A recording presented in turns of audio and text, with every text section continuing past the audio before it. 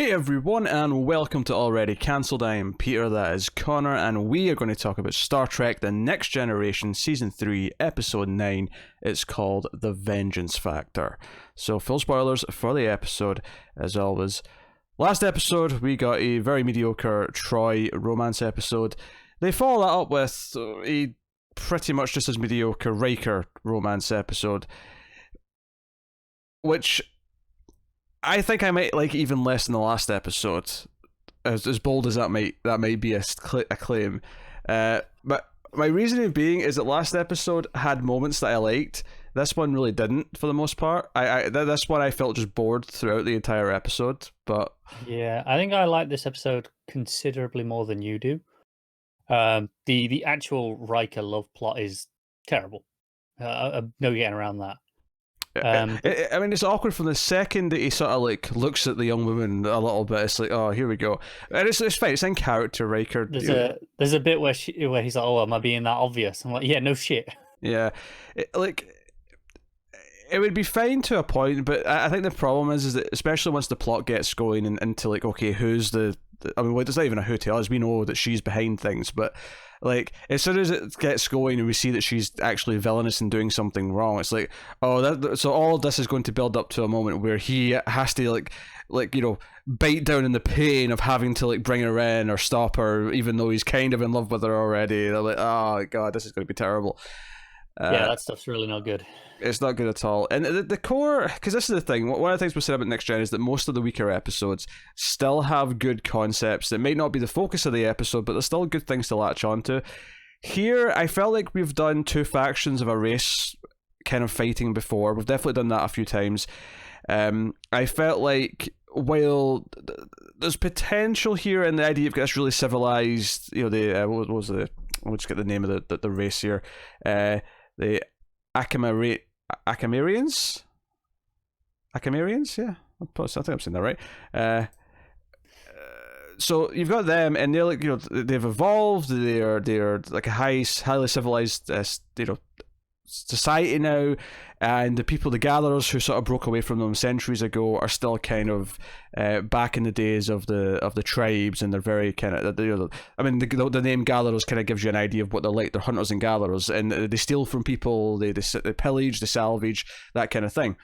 And they even look like Mad Max rejects when we see them. They've got the leather kind of like jackets on, and they've got they all have mullets. For some reason, they all have mullets.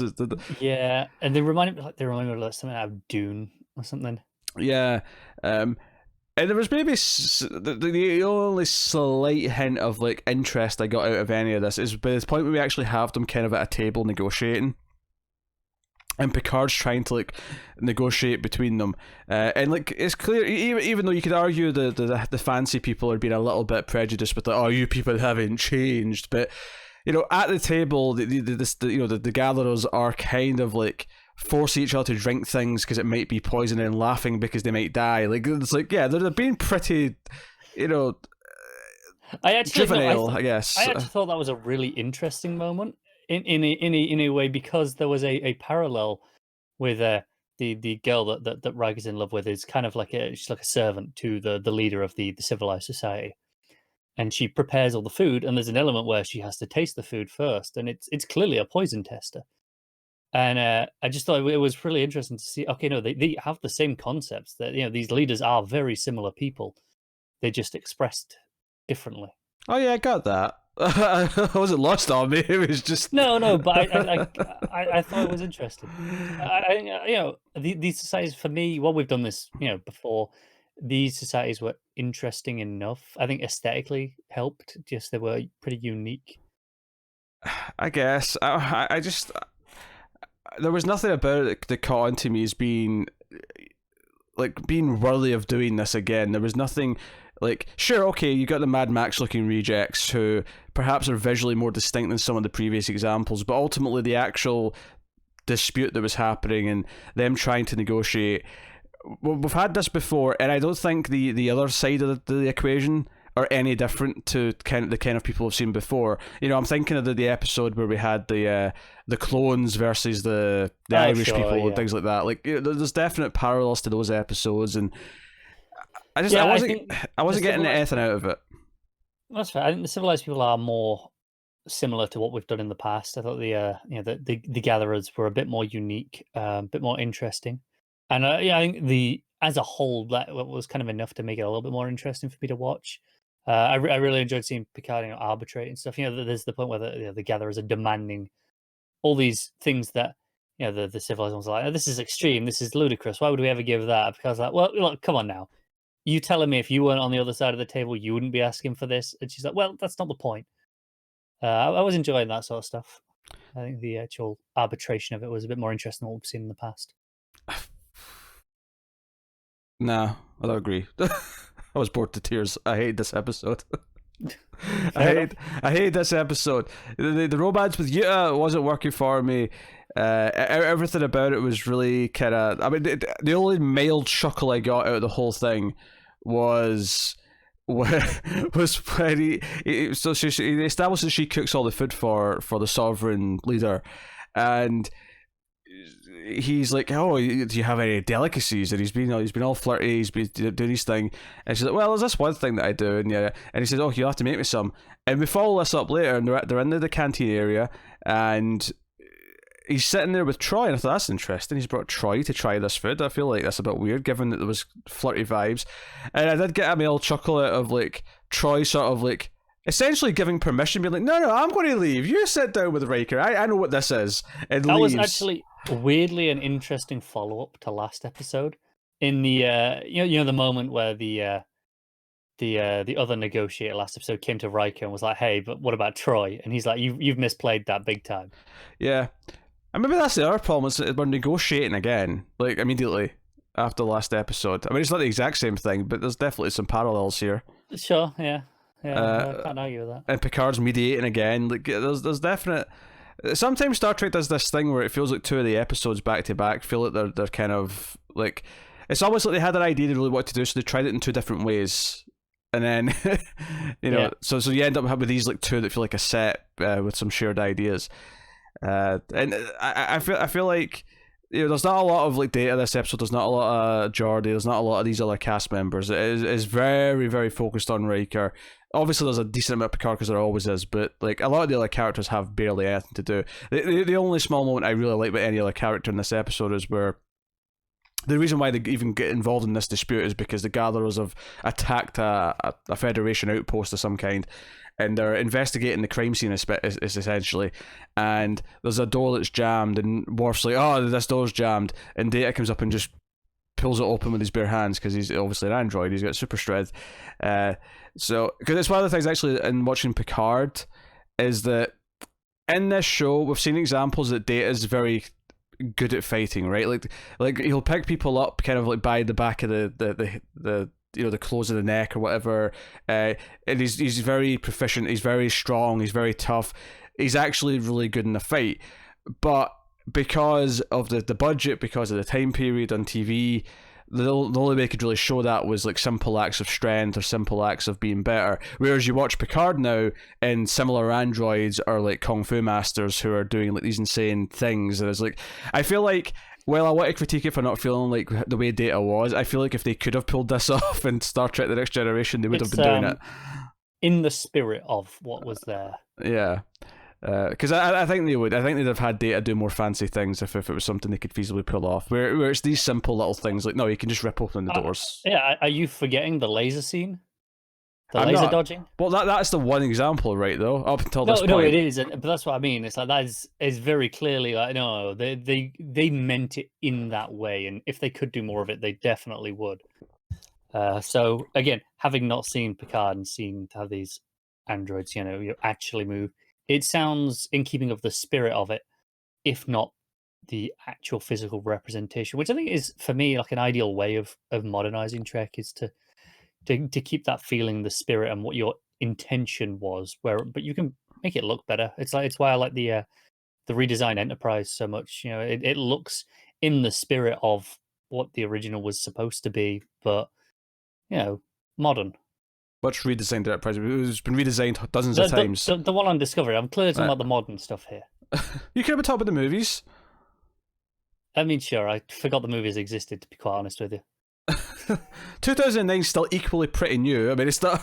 I mean, no, it is. I think it's because I was talking about Picard, and then I mentioned that the Enterprise. I was like, in my head, they were very clearly linked as TV stuff that we were discussing.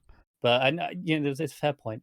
Yeah, I just I had a hard time with like really engaging in any of this. I like every time it cut back to negotiations, I was like, okay, this scene on its own is fine, but I'm not really getting any like unique ideas out of it. Whereas last episode, the whole concept of bidding for this wormhole was like, okay, this is new, this is interesting, this is an idea of like diplomacy for a resource in this galactic world that we don't have yet, we don't use yet, but we can understand that, you know, it's like someone discovered an actual bridge. It's like let's say instead of building bridges, we just discovered them. It's like, oh, someone discovered the Brooklyn Bridge. I'm going to charge a toll. I'm going to make a fortune off this bad boy, right? That was essentially kind of the idea. But yeah, so interesting stuff. Whereas here, I just, you know, like, again, at one point Picard says, like, oh, your history of your clans, and because that's the whole thing, is that you are the love interest. She's actually the last descendant of this old clan. That the leader of the gatherers was this opposing clan who killed some of her own, so she's been in this like long. There's also a weird added element of her being given this like almost like Captain America super soldier serum that's kept her young for the last 50 years, which essentially amounted to nothing other than the reveal that she's in a photograph from 50 years ago. Yeah, I thought that was a particularly strange touch, given that the actual leader, who, I mean, she's not young, but she doesn't look stupidly old, right? Mm-hmm. They make a point of saying that she was there like 100 years ago, when all this went down. When they first meet the gatherers. So, oh, you know, still holding that grudge for 100 years, and he kind of makes a comment like, "Well, you'd know, you were there." And I'm like, okay, so you know they're long lived. Whoa! Wait a minute, I think you've misread that line. Do you think that was a joke? He was cracking an old age joke. I actually don't know. The tone was very. You should know you were there. Laugh. Like that was an old age joke. I mean, it might well have been, but because they were laughing at everything, then that didn't really come clear. I did not read that as literally you were actually there. I mean, I just thought. I mean, it's possible we've had long-lived humanoid species many a time. Oh, we have, yeah, but then nothing else in the episode remotely hinted that they lived longer lives than human beings. No, that's fair. Which is why this was weird to me at the time. Well, it wasn't weird to me. I got that this was irregular, that she was this young still. It was just weird to me from a storytelling perspective, because it really, like, why does she have to be? Why can't she just be the daughter of someone who was there, who's been, you know, tasked with this? It doesn't really matter. Then they wouldn't have a photograph. Then they wouldn't have to photograph for the reveal, which, by the way, the Enterprise computer can take like a part of the face and digitally predict what the rest of the face looks like. Why not? Sure, okay. Just I call shenanigans a little bit on that. Like, how do you predict what the chin's like just because you've got a bit of the upper eye? Like, you can't tell me. No, I can't. But maybe their computer can. So there's like a little bond that happens between Wesley and like not the leader of the gatherers, but the leader of the sort of tribe they encounter first, because before they go back to their home world, their home base, where he's like, kid, oh, this is not inspiring me with confidence, but then he ends up sitting with Wesley in the canteen area, and eventually admits that he has children of his own, that he wants something better for his children, and Wesley gets oddly confrontational with him, where he's like, then why are you even doing this? Why are you even trying to negotiate if this is the way you want to be? I'm like, all right, Wesley, let's start a dispute. Yeah, last thing that's needed right now. Yes. So, yeah. Last episode, as bad as that romance plot was, and it was terrible, and I would say the romance plot in that episode was worse than this one, but there was a lot more in the last episode that I still kind of liked. I think when I'm weighing them up, last episode was certainly more unique. I'm not disputing that at all. And it had some much more interesting ideas at its core that it didn't do anything with, but interesting ideas nonetheless. This one for me, the romance was not as bad, but it was still definitely not good. The ideas weren't unique, but for me it was more dependably, solidly told, and Honestly, I think a lot of it comes down to maybe just the acting isn't as bad, even in like that romance plot, and we haven't got Troy as a lead character not being very good at the acting. So I think that just made it more enjoyable to watch for me. Nah. I just don't care. I don't care. I was bored throughout the entire thing. I can't say the entire thing. I was fine for the opening scene or two. It wasn't until it started going that it set in what it was. But like, I just nothing. Once I got to a certain point, nothing in the episode was winning me back over. Nothing was bringing me back from I'm in despair. Let me go from this. Because the scene where Yuta comes into Riker and is like, "Oh, you're attracted to me. You want me to please you in ways of love." But kind of does it in a way where she thinks she's his servant, and he's trying to explain to her that he doesn't want that. It's like, no, I don't want you to be my servant in love, especially not in love. And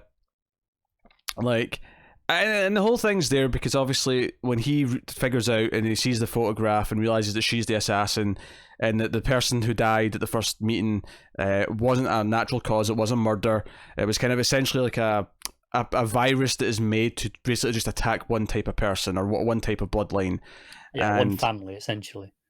And he beams into the negotiations where Yuta's serving like brandy or whiskey to both sides, and he comes in and makes it very clear that no, stop moving, back away. And she eventually kind of admits it and essentially tries to go to kill him anyway, tries to go to touch the lead gatherer to fulfill her thing. So Riker has to take her out. I do question why he couldn't even just, because he does try and stun her.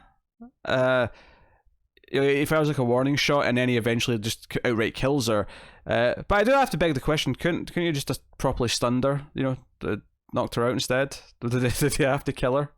It makes for more of a dramatic moment. I'll give it that. But yeah, you're not wrong. I'm trying to think if there's any logical reason that I can come up with. I don't know. The stun sign takes effect immediately, right? There's not like a delay where they're hit with it and there'd maybe be time for her to finish moving. I can't remember the last time we saw it be used, so honestly I have no idea. That's I mean, I can't remember well enough because it's been so long, but that's the only possible explanation I can think of. Yeah, because there's this big dramatic moment where he beams her, she disappears from existence, and he turns around and it's all dramatic. And he looks distraught, and I'm like, yeah, I don't care. And the final scene of the episode is Picard comes to Riker, and he's like, okay, so we're doing this, we're doing that, and this next little thing we're doing to help with this transition, we don't need a full crew, so I'm going to allow extended shore leave to anyone who wants it. And Picard's clearly saying this because he thinks Riker needs some time off, and Riker just responds with, I'll inform the crew, and basically implying that he will not be taking time off because he's Riker, and he's not going to do that. But he gave him the option, and that just cuts to the exterior shot. We get the credits, and it goes out from there. But yes, this episode offered me very little. There was very little in terms of character dynamics that I enjoyed, especially since so much of it was new characters interacting with the current characters. We had Wesley with the dude, and Wesley's never a good sign for a start. Riker with his love interest, of course.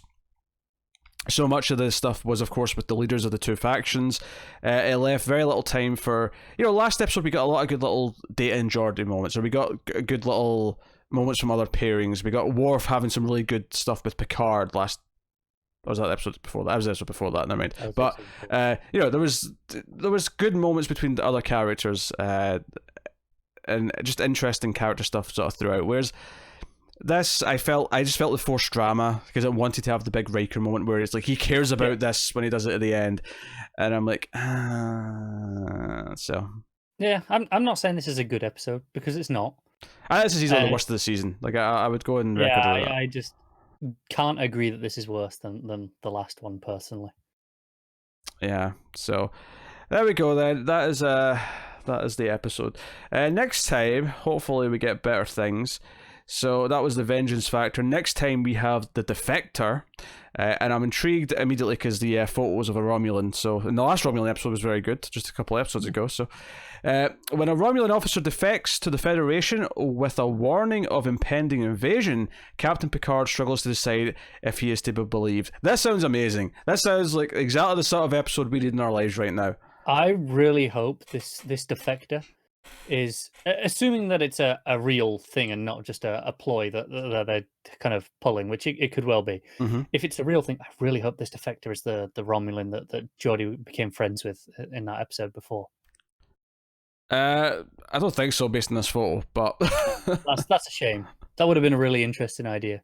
But I'm intrigued with this again because the Romulans, again having seen Picard and stuff from later, where they are in the future, it's still very kind of tense in a lot of ways. But there's a lot more Romulan interaction. There's a lot more kind of friends to Picard and things like that. So it's interesting to see how that plays out throughout this show. And I think the premise here of just do we believe this Romulan or not? Because Romulans are, notoriously secretive and deceptive, and assuming it is true, it's also got big implications. Like with this invasion, could be a big deal. And why would this person defect? Yeah, there's a lot of good questions just from reading that brief description IMDb that I already have. So this episode has a lot to live up to already. Yes, so I mean, after these last two, I feel like it's going to. In comparison, sure. It's going to have to do pretty badly to not feel like a step up. So we'll see. Yeah. But yeah, so that'll be next time. So let us know what you thought of this one, though, in the comments below. You can like and subscribe, all that stuff. Get us on the Twitters at mailed_fuzz for channel updates. If you want to support the show and the channel, you can head over to patreon.com/mailfuzztv, and you can support us for as little as $1 per month and get some bonuses for your trouble. At the $5 tier, you get early access to a bunch of stuff, including these Trek reviews. So go and have a look and see if you're interested. But that is us. So thank you once again for watching or listening. We always appreciate it. Keep watching Star Trek, guys, and remember, when it comes to the ladies, Wesley Crusher is in complete control.